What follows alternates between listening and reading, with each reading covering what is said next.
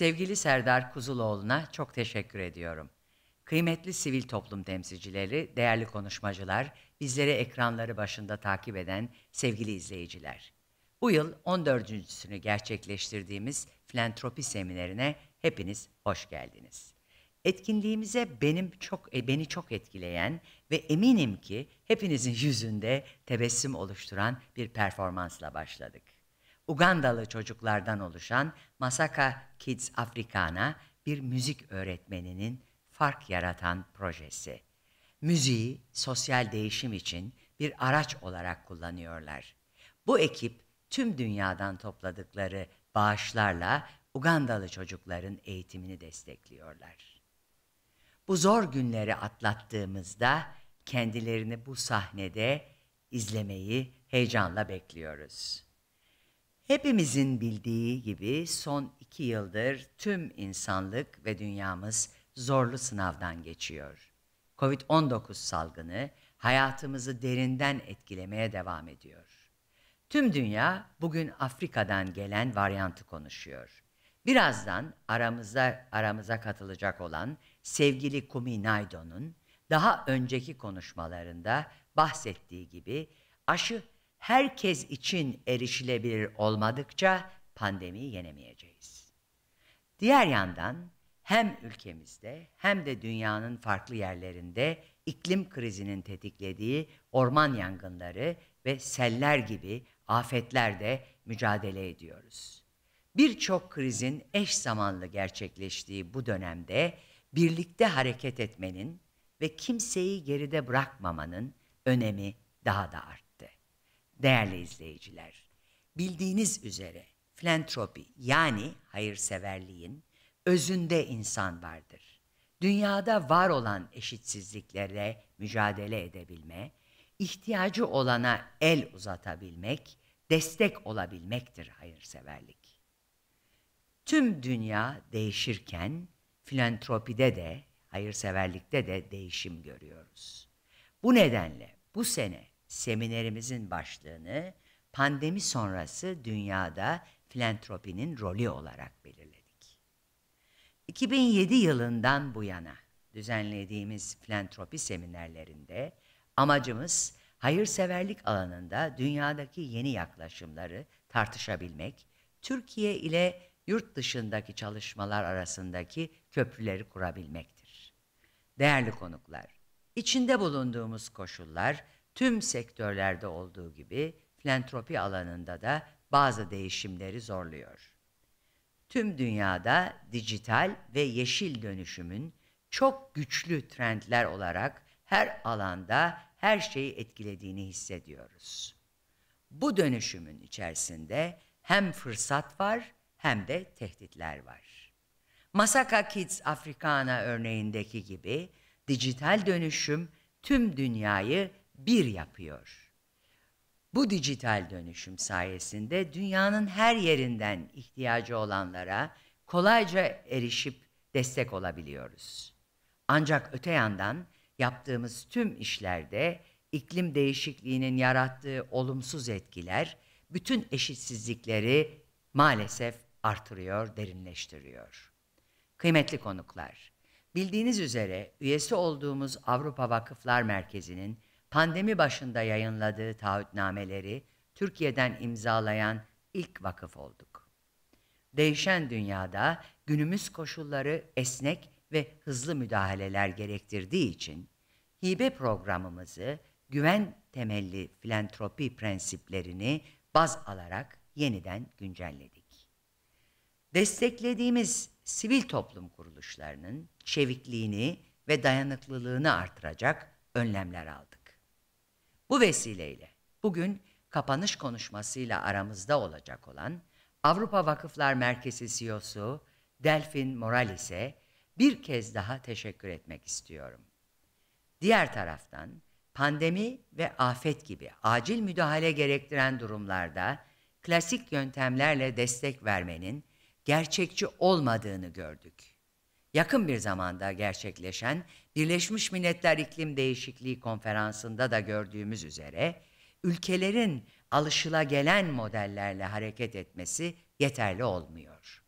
Çözüm için yeni modeller tasarlamak ve uluslararası işbirliklerini artırmak daha fazla önem kazanıyor.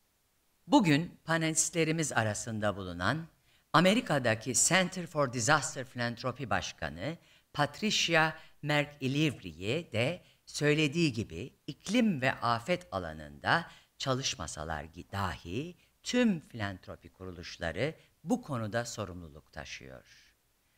Bu paralelde biz de böyle düşündüğümüz için Sabancı Vakfı olarak detaylı bir çalışma sonrası acil destek fonumuzu oluşturduk.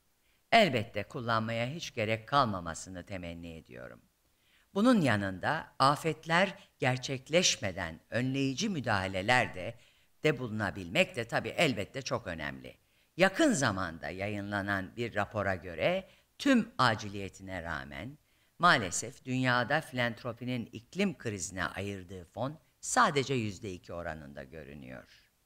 Bu oranın yeterli olmadığı ortada ve bizim gibi vakıflara dünyanın her yerinde odağına iklim konusunun alması gerekiyor. Bir kez daha bunu hatırlatmak istiyorum. Sabancı Vakfı olarak biz de hibe programı temalarımıza iklim değişikliğiyle mücadele başlığını ekledik.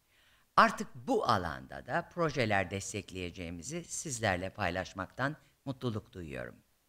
Vakıf olarak hayata geçirdiğimiz tüm bu çalışmalar kurumsal hayırseverlik kapsamına giriyor.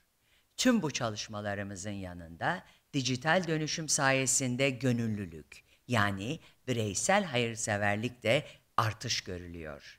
Özellikle yaşanan afetlerde görüyoruz ki gönüllü olarak harekete geçme, çözüme katkıda bulunma bizlere kendimizi iyi hissettiriyor. Büyük bir gururla yakından takip ettiğim Sabancı gönüllüleri de yıllardır çok değerli çalışmalara imza atıyorlar.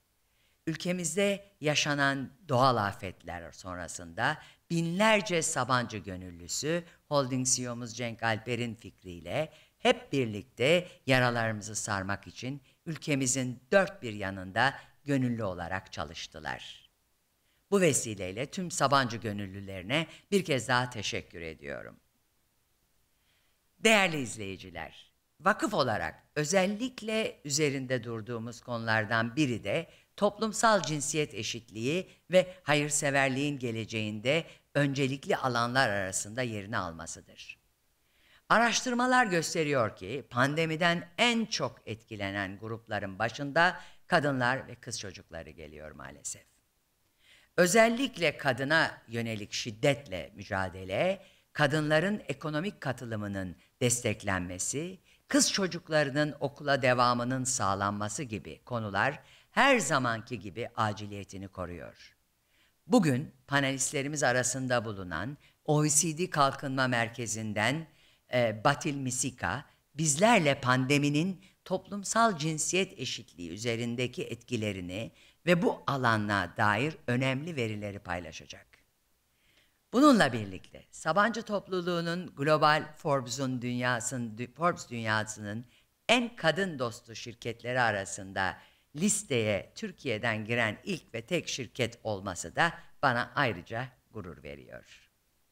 Son olarak filantropinin geleceğini konuşurken elbette her şeyin başı dediğimiz eğitimi de unutmamamız gerekiyor.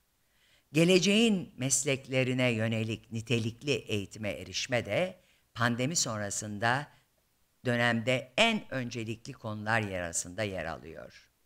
Öğrenciler okuduklarından bölüm ve yetkinlikleriyle ilgili iş bulamayacakları konusunda oldukça endişeli görünüyorlar. Genç işsizliği artışta. Bu anlamda eğitim ile iş için gereken yetkinliklerin arasındaki köprü kurmalıyız. 21. yüzyıl becerilerine daha fazla odaklanmamız gerekiyor. Panelistlerimizden Christina Kuvok da disiplinler arası çalışan bir sosyal bilimci olarak pandeminin eğitim üzerindeki etkilerini ve eğitimin geleceği hakkındaki fikirlerini bizlerle paylaşacak. Tüm konuşmacılarımıza paylaşımlarını büyük bir heyecanla bekliyoruz ve şimdiden teşekkür ediyorum. Değerli konuklar, sözlerime son verirken tüm konuşmacılarımıza moderasyonu ve değerli fikirleri için sevgili Serdar Kuzuloğlu'na ve ekranları başında heyecanımıza ortak olan siz değerli dinleyicilere çok teşekkür ediyorum. Bu kıymetli etkinlik için büyük emek veren, başta Sabancı Vakfı Genel Müdürü sevgili Nevgül Bilsen Safkan ve onun ekibine de ayrıca tek tek teşekkür etmek istiyorum. Hayalini kurduğumuz adil ve kapsayıcı dünya ile bugünümüz arasındaki fark büyüyor. Bu uçurumu kapatmada hayırseverliğe büyük rol düşüyor. Sabancı Vakfı olarak üstümüze düşen sorumluluğu alarak ilerlemeye devam ediyoruz ve edeceğiz. Birbirimizle işbirliği yaparak tüm zorlukları aşacağımıza dair umudumuz ve inancımız tamdır.